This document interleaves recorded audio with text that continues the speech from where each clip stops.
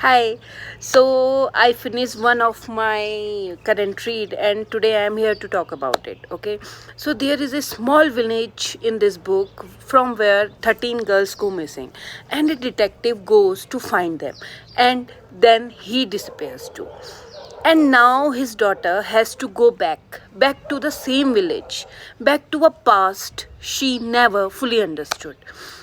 Not because she is brave, but because she needs answers. And honestly, that's what made it feel so real to me. Why I love this book? Because this book is not one of those perfect genius investigator stories.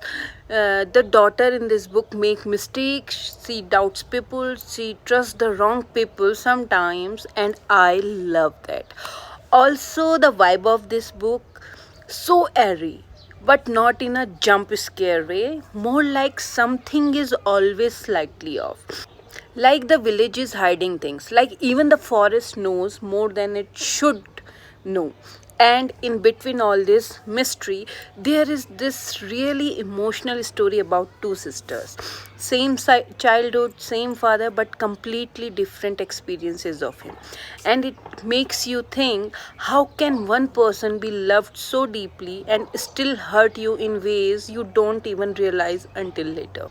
And that part stayed with me as a daughter and honestly even as a parent. Okay, and the mystery, it keeps you guessing.